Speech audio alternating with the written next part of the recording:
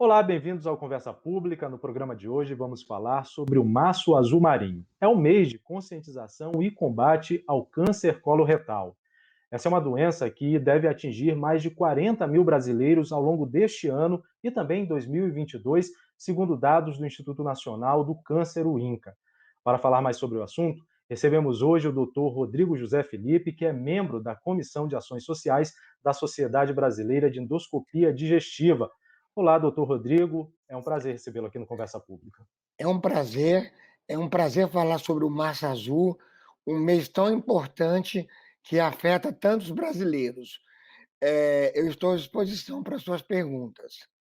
Bom, a gente sabe que o câncer coloretal é o segundo tipo de neoplasia que mais mata no Brasil, tanto em homens quanto em mulheres, né? No caso dos homens, só perde para o câncer de próstata e da mulher também só perde, se eu não me engano, para o câncer de mama, não é isso?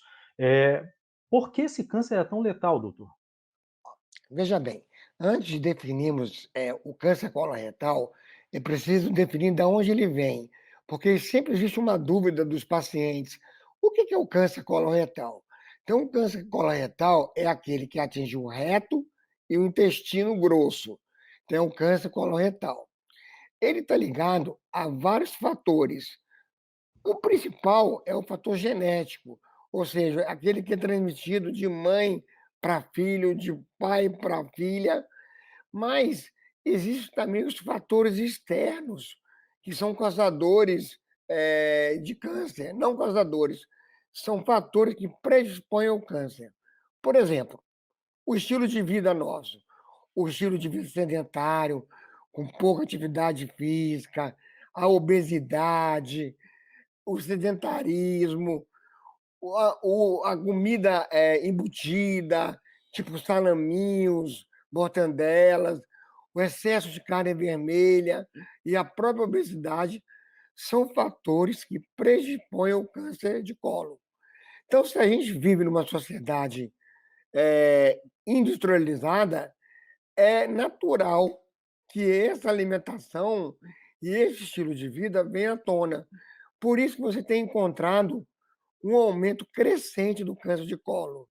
Esse é um câncer que acaba sendo muito letal. Por que que isso acontece, doutor? É o diagnóstico que muitas vezes chega tardio, ou será que o Brasil ainda não está tão preparado para cuidar de pacientes que tenham câncer de colo?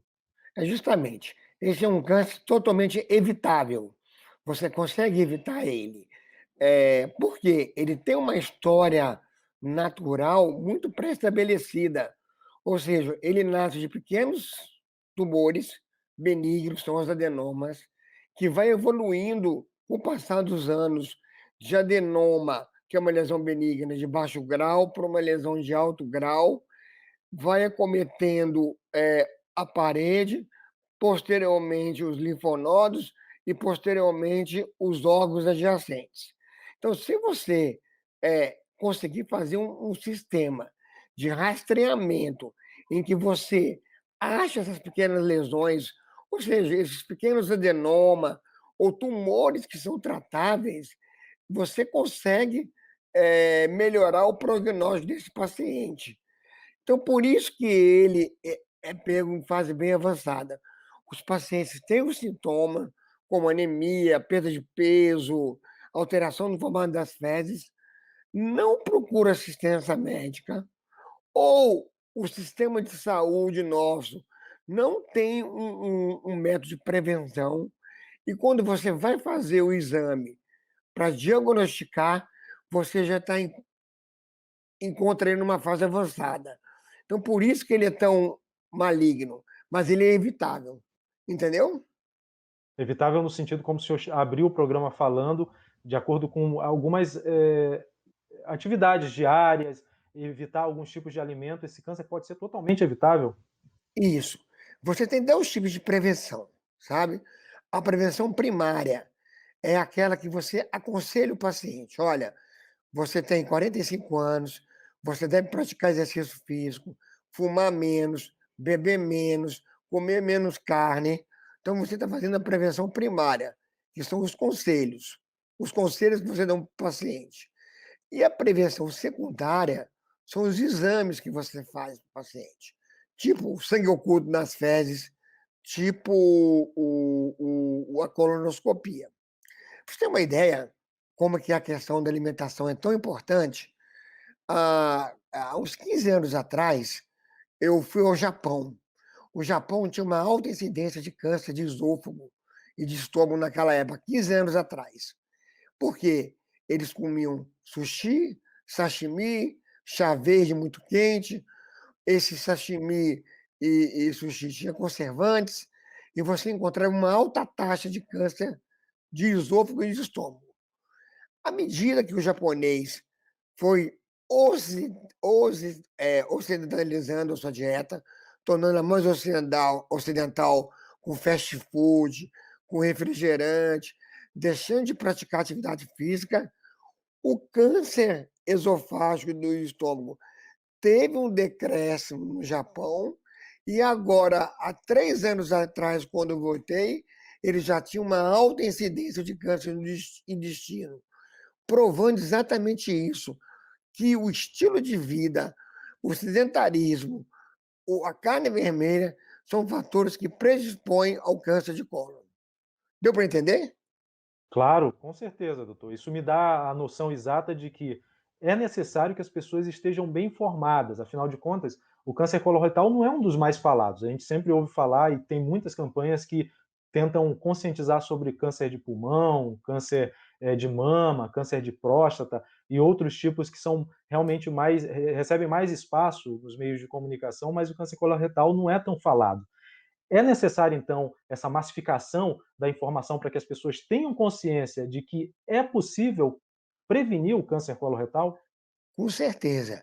Não só a massificação, a gente tem que prover os pacientes, tanto da rede privada, isso é mais fácil, mas, sobretudo, da rede pública, a fazer tanto a prevenção primária, que foi aquela que eu te falei, que é o aconselhamento, como a prevenção secundária, fazer exames, né? E é por isso que serve o Março Azul.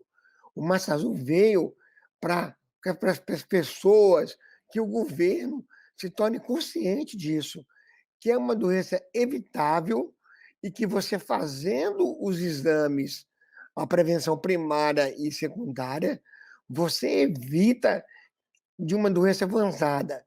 Isso é extremamente importante, sobretudo no público, porque o impacto de uma doença avançada, o impacto financeiro é muito mais caro, você tratar um paciente numa fase avançada do que numa fase precoce. Porque a fase avançada já entram exames radiológicos, quimioterapia, radioterapia, que são um custo muito alto. Então, isso também para o governo é bom, porque se você conseguir detectar isso numa fase precoce, você muda a história natural da doença. Ou seja, você evita que ela evolua para o câncer de cólon. Com isso, você trata o paciente. E evitando que você chegue a uma doença avançada, você evita os altos custos que estão ligados a uma doença avançada no tumor de cólon. Doutor Rodrigo, eu gostaria que o senhor falasse agora sobre a importância dessa campanha Azul Marinho para a conscientização aí das pessoas em relação a mais esse tipo de câncer. Justamente, essa é uma campanha, não é nacional, ela é mundial, ela acontece nos Estados Unidos, na Europa, em todo mundo. É o Março Azul, é o mês da conscientização da prevenção ao câncer de colo. Ela vem para chamar a atenção do público que é importante prevenir. Prevenir significa cura. Se você previne, você cura, você evite doença avançada. Então, daí a importância. Evidentemente que existe uma série de tumores que também tão importantes de prevenir. Mas, para você ter uma ideia, saiu agora, há uns 2 anos atrás, no New England Journal of Medicine, um artigo em que consta que a prevenção são 2 tipos de câncer que impacta na história natural do ser humano. É o câncer de mama e o câncer de colo. Se você prevenir esses 2 tumores, você certamente você muda a história natural da doença. Você sai de uma doença que pode ser avançada para uma doença local de tratamento endoscópico, e que os custos são muito menores e, sobretudo, o bem-estar físico dos pacientes vão ser bem melhor. É muito melhor o paciente fazer uma colônia e tratar do que ele posteriormente sofrer uma radioterapia ou uma quimioterapia.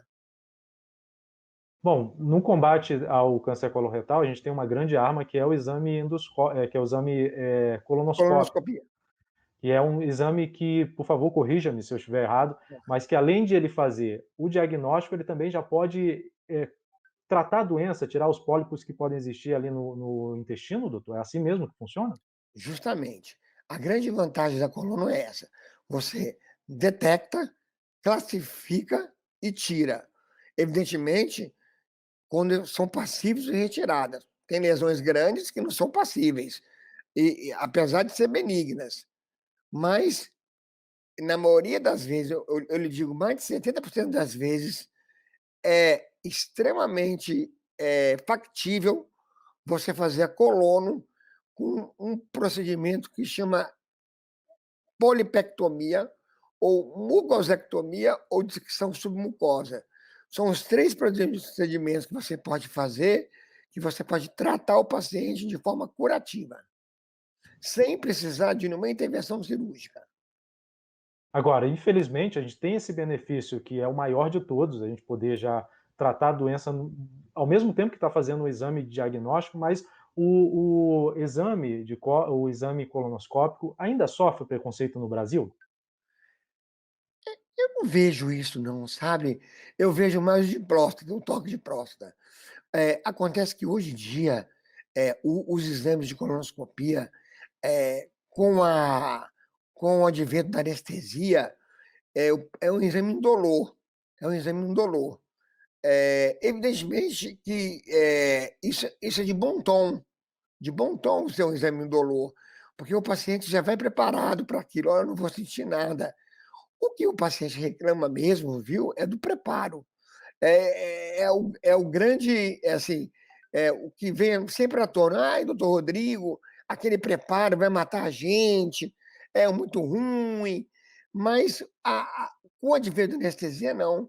Com o advento da anestesia, isso é sobretudo aqui no Brasil e nos Estados Unidos, porque no Japão não é assim não. No Japão não se faz anestesia para fazer colono, apenas um vale intramuscular. Culturalmente, eles são muito mais suscetíveis à dor do que a gente.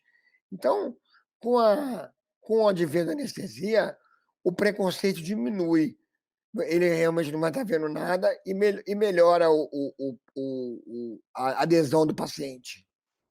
O senhor acredita, doutor, ou melhor, o senhor observa que o sistema de saúde do Brasil como um todo está bem preparado para cuidar das pessoas, para fazer esse diagnóstico e o tratamento de pessoas que acabam desenvolvendo o câncer coloretal? E, claro, eu abro um parêntese aí para falar especialmente sobre o Sistema Único de Saúde, uma vez que muita gente não tem condições financeiras de procurar um centro de tratamento particular, um centro de exames particular, que, na maioria das vezes, acaba fazendo um diagnóstico mais preciso, mais rápido.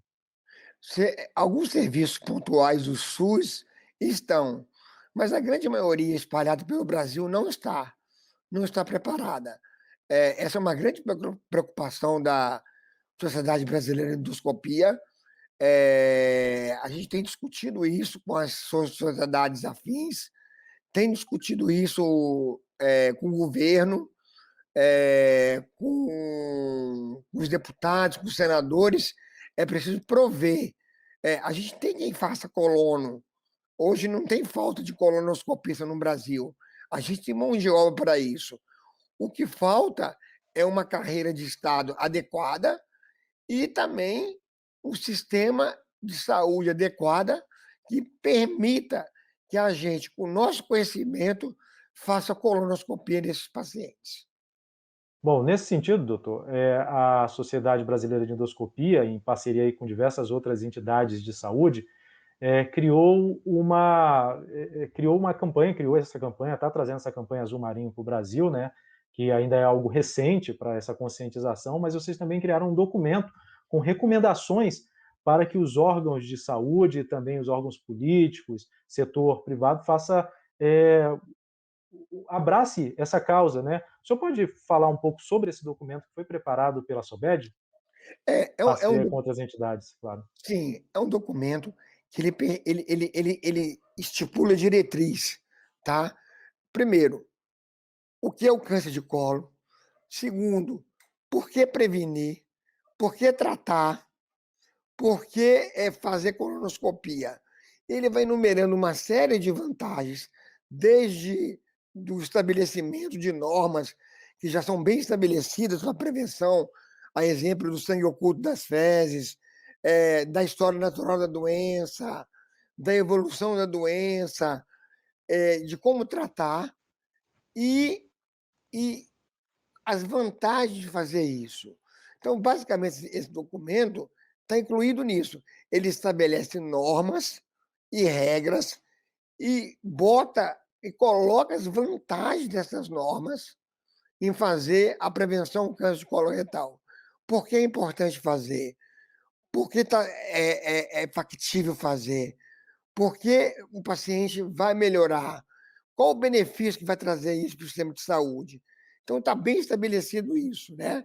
Algumas coisas que posso dizer é que a história natural é bem conhecida. Então, se você consegue prevenir, fazer história natural, e você sabe como evolui aquela doença, você é um documento muito importante, porque você vai definir para o governo, assim, olha, faça isso, que a resposta vai ser essa. Com a resposta sendo essa, você vai trazer esses benefícios para o paciente e para o sistema de saúde. Bom, doutor Rodrigo, a gente já está chegando perto do final do nosso programa, mas eu gostaria de mais uma vez reforçar alguns pontos que são importantes, já que a gente está falando em prevenção e combate. Como o senhor disse ao longo do programa, esse é um câncer evitável, mas é bom também para que as pessoas que não têm aqueles fatores de risco, como o fator genético, a má alimentação, que fiquem atentas aos principais sintomas do câncer coloretal. O senhor pode destacar para a gente os principais sintomas? Claro que sim. O paciente pode cursar, primeira coisa, com alteração nos formatos das fezes. Ou seja, a fezes sai do formato mais fino, tipo fita de papel, porque o tumor cresce dentro do lume e vai estreitando a saída das fezes. Ele pode ter sangramento, ou pode ser um sangramento oculto ou um sangramento vivo. Esse sangramento pode levar a anemia. Então, ele pode ter um quadro de anemia. Esse sangramento, pode levar a um quadro de dor abdominal. O paciente pode cursar com dor abdominal. Então, os principais sintomas são alteração no formato das fezes, dor abdominal e anemia.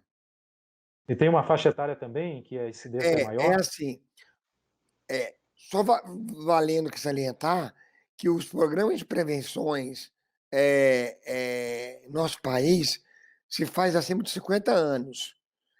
Salve algumas exceções, por exemplo, da raça negra, porque eles são mais propensos a ter câncer de colo. Então, se começa aos 45 anos de idade. Em relação ao sintoma mais que a gente vê mais comum é a anemia. A gente vê pacientes acima de 45 anos com quadro de anemia, é sempre bom você investigar o colo ou o trato digestivo alto. Bom, e qual é o principal tipo de tratamento? Quais são os principais tipos de tratamento que são realizados quando há o diagnóstico positivo para o câncer coloretal? Dois tratamentos. Se você tiver uma fase precoce, o tratamento é endoscópico, você consegue retirar a lesão. Se está numa fase mais avançada, é cirurgia seguido de quimioterapia. Mas, basicamente, são essas duas vertentes. Precoce se trata endoscopicamente, por via endoscópica, e avançado por cirurgia e Bom, quimioterapia. ao longo de todo o programa, a gente tem falado aí sobre tratamento, a importância de cuidar, de informar as pessoas sobre o câncer coloretal, mas uma informação que veio já desde o início, foi a primeira coisa que o senhor trouxe para a gente, que eu acho que a gente pode chegar agora no final do programa e reforçar isso, né? É um tipo de câncer evitável e eu gostaria que o senhor falasse quais são as principais medidas que as pessoas podem tomar no seu dia a dia para evitar um problema tão sério quanto esse. Isso. Primeiro, o aconselhamento genético, se ele tem uma história genética. Segundo, se ele é portador de uma doença inflamatória intestinal, uma retocolite, uma doença de Crohn. Terceiro, mudar o estilo de vida dele. Aquele paciente sedentário que pratica pouca atividade física, praticar. Evitar o excesso de carnes vermelhas e embutidos. Aquelas carnes tipo salaminho, evitar esse tipo de coisa. Eu já disse, praticar atividade física, aumentar o número, a fibra, comer muita fibra durante a refeição. Isso diminui os fatores cancerogênicos. Terceiro, obesidade, diminuir o álcool, diminuir o tabaco. São certamente fatores que vão levar ao câncer de colo. Não só o câncer de colo, mas com uma série de cânceres que atingem o nosso organismo. Bom, acaba sendo uma receita bem conhecida, né, tanto dos É, médicos quanto do paciente, né? Você mudar a alimentação, ter uma alimentação mais saudável e também praticar atividades físicas é uma forma de prevenir diversos outros tipos de tumores também, né, doutor? justamente. É, é, o bem-estar, o bem-estar com você mesmo, com o seu corpo, você fazendo exercício físico, tendo uma dieta saudável, é louvável para todos o olhar que você lança sobre o ser humano. Tá certo, doutor. Eu quero agradecer o senhor, então, por sua participação aqui no Conversa Pública. Que se o senhor quiser, o espaço está aberto para que o senhor deixe uma última mensagem para os nossos telespectadores. Mais uma vez, muito obrigado por sua participação. Tá? Para terminar, lembrando, prevenção é o tratamento mais curto para cura. Que bela Muito mensagem, obrigado, então. viu? Imagina, eu que agradeço. Então, agradeço também a vocês que nos acompanharam em mais este Conversa Pública. Um grande abraço, até a próxima edição.